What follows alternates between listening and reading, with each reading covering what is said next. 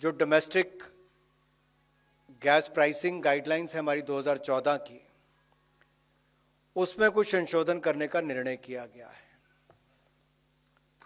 और इस निर्णय का सीधा लाभ पाइप नेचुरल गैस जो घरों में भी आती है डोमेस्टिक यूज़ के लिए, या गाड़ियों में भी आप इस्तेमाल करते हैं, कॉम्प्रेस्ड नेचुरल गैस से लेके इंडस्ट्री से लेके फर्टिलाइजर प्लांट तक, इन सबको इसका लाभ मिलेगा। इससे गैस के दाम कम आएंगे, पीएनजी और सीएनजी के। इसकी थोड़ी विस्तार में मैं आपको जानकारी देना चाहता हूं कि डोमेस्टिक नेचुरल गैस की प्राइसिंग से संबंधित 2014 की गाइडलाइंस में आज संशोधन किया गया।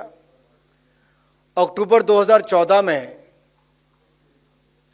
जो अनुमोदित गाइडलाइंस के अंतर्गत देश में जो अनुत्पादित नेचुरल गैस थी, उसके दाम 4 अंतर्राष्ट्रीय गैस हब्स में नेचुरल गैस के दाम के वेटेड एवरेज के आधार पर निर्धारित किए जाते थे और ये 1 नवंबर 2014 में जब लागू हुई तो इसके आधार पर हर 6 महीने में दाम निर्धारित किए जाते थे। अगर आप देखेंगे तो वैश्विक कारणों के कारण विगत 2 वर्षों में, 1.5 से 2 वर्षों में अंतर्राष्ट्रीय दामों में अत्यधिक वृद्धि हुई है। अगर मैं आपको बताऊं कि डोमेस्टिक गैस का निर्धारित प्राइस जो 1 अक्टूबर 2020 में $1.79 था पर MMBTU, वो बढ़कर 1 अक्टूबर 2022 में $8.57 हो गया, यानी कि $1.79 से बढ़कर $8.57 हो गया 2 वर्षों में। और इससे जो पाइप नेचुरल गैस के और सीएनजी के जो हमारे कंप्रेस्ड नेचुरल गैस के उपभोक्ता थे, उनको ऊंचे दामों का बोझ सहना पड़ता था।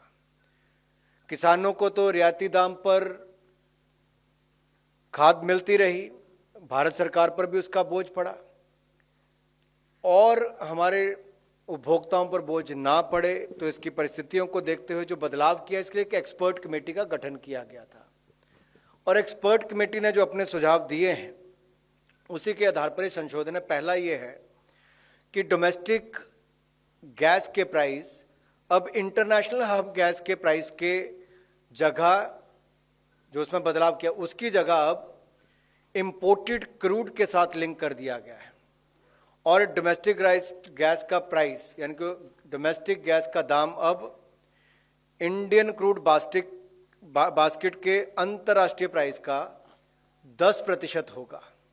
मान लीजिए अगर 85% दाम है क्रूड का, तो उसका 10% $8.5 होगा और ये अब हर महीने तय किया जाएगा, हर 6 महीने में तय नहीं होगा।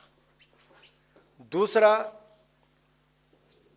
इसकी फॉर्मूला से जो निर्धारित हमने किया है कि एक फ्लोर प्राइस गैस का, जो गैस प्राइस का है, एक फ्लोर और सीलिंग, ये दोनों ही तय होंगी। फ्लोर को $4 रखा गया है और सीलिंग को $6.5 रखा गया है। इससे उपभोक्ता भी बचे रहेंगे और हमारी इंडस्ट्री भी बची रहेगी। अगर बहुत कम हो जाता है तो भी इंडस्ट्री को नुकसान होता है, ज़्यादा बढ़ जाता है तो उपभोक्ताओं को इसका नुकसान होता है, तो इससे दोनों की रक्षा की जाएगी। सीलिंग को पहले 2 वर्षों के लिए रखा गया है और ये प्राइस, जैसे मैंने कहा, प्रति माह घोषित हम लोग करेंगे।